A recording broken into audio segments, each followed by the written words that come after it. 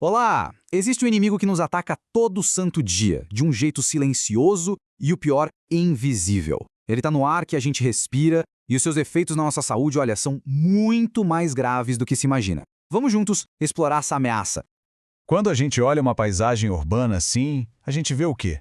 Uma cidade pulsando, cheia de vida, mas, por trás dessa imagem, escondida nessa névoa toda, tem uma pergunta fundamental.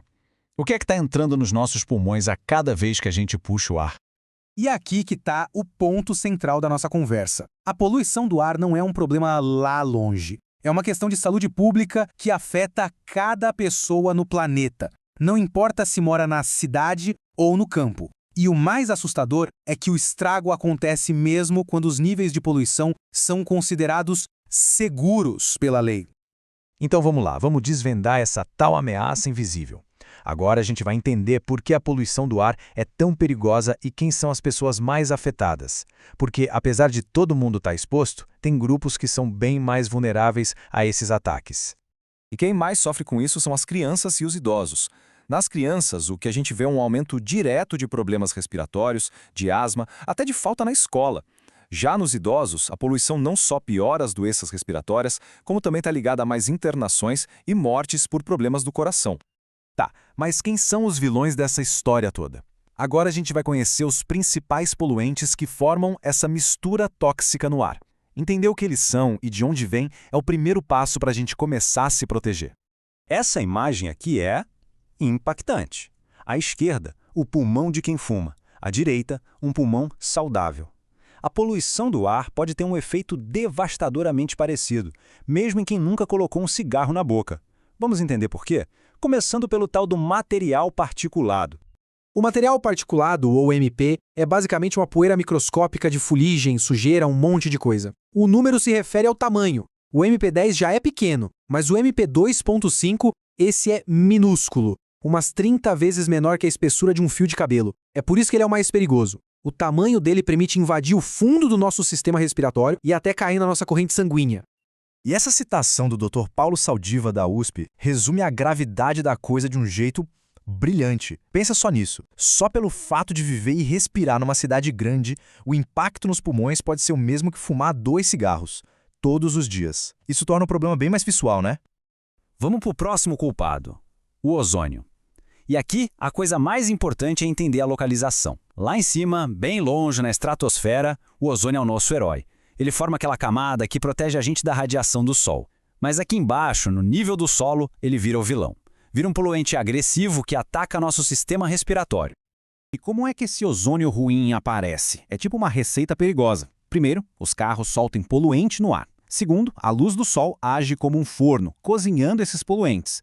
E o resultado, a formação do ozônio ruim, bem aqui onde a gente respira, principalmente naqueles dias quentes e de muito sol.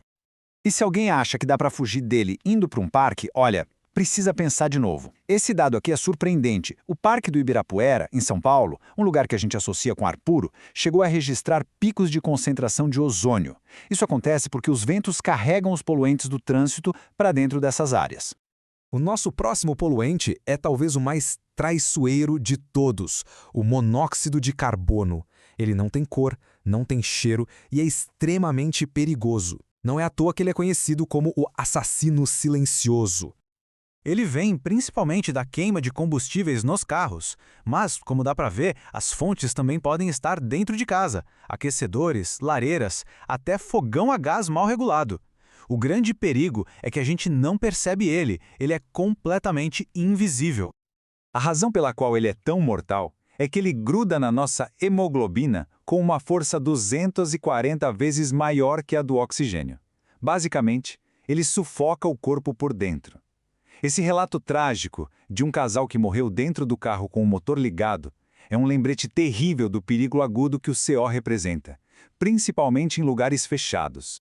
Bom, já conhecemos os vilões. Agora, vamos entender como é que eles invadem e atacam o nosso corpo. Vamos ver os mecanismos de defesa e entender como esses poluentes conseguem driblar nossas barreiras naturais. O nosso corpo é incrível.